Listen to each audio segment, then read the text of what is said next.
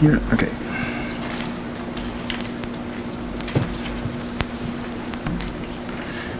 Okay, first I'm going to talk about the connections with Gaelic games. We have a very long history in Argentina, but with a very big interruption. No, we used to have a large league in the early 20th century, and then that finished. I'm going to talk about that very quickly. And now we are working on starting all again, and it's being very hard. Okay.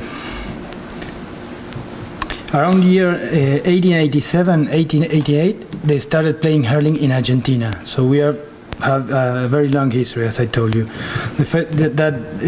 Hurling made the first appearance when Irish immigrants and those of Irish descent began playing the game in Mercedes and near the Passionist Monastery in the northern part of Buenos Aires, where most of the Irish immigrants settled at those days. With the time, many teams established, and they started playing between each other on weekends, especially. No, they began growing and having more games and more teams. Not so much as other units, but they were close to 5 or 10 teams at that moment. The progress of hurling was halted later by the First World War, as it was impossible to import hurling sticks. So they stopped during those days. And after the end of the war, that resumed and they started playing again.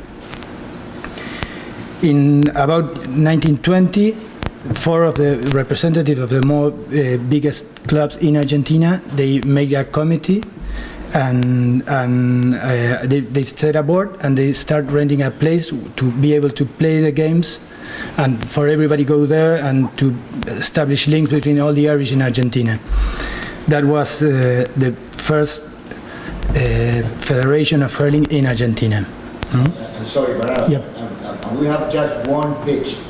All the different teams or clubs play every weekend on the same pitch, the same place, on Saturdays and Sundays. There were no different pitches all around the country, no? The teams come to Buenos Aires, most of the teams were from Buenos Aires City, and play in the same pitch, okay? Thank you. Dick is going to help me with the history part. He knows it better than I, of course. Yeah. Well, after that, about the following year, more teams began to appear until a league was established finally with about 12 teams. Yeah, that was the beginning of a meaningful championship that was played, and a cup was put up for the competition by Dr. Migis. That cup is in the GAA museum. Before, yeah. It's the McGrath Cup, no? McGrath was the one who stayed with it. There's a cup named McGrath. Yeah. A guy from County Devereux. Yep, exactly. It was in the museum a few years ago. It is still, I think. Yes, still there. Yeah.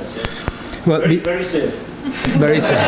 That was the idea, the original idea. You couldn't find yesterday in the museum the cup. That's how safe. That's how safe it is. Well, before World War II, William McGrath of Cahir, Tipperary, returned to Ireland, and he was requested to bring the cup, Dr. Migis, the name of the cup, again, with him for safekeeping, as Egon said. So he was said, bring it home to Tipperary with you, and when we want it, we will send for it. We still haven't sent nobody, as you know. We'll bring it over. Okay, that's the idea. Well, they never did it, and after William McGrath passed away in 1991, the cup was sent to the GAA, and it's now at Croke Park, what we have recently said. Okay, thank you. Well, it is generally accepted in Argentina that the advent of World War II led to the demise of hurling.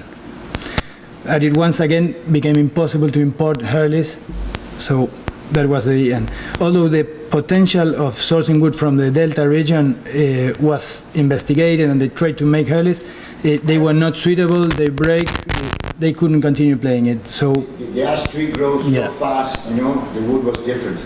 Yeah, it was different as in Ireland. It was so fast. Yeah.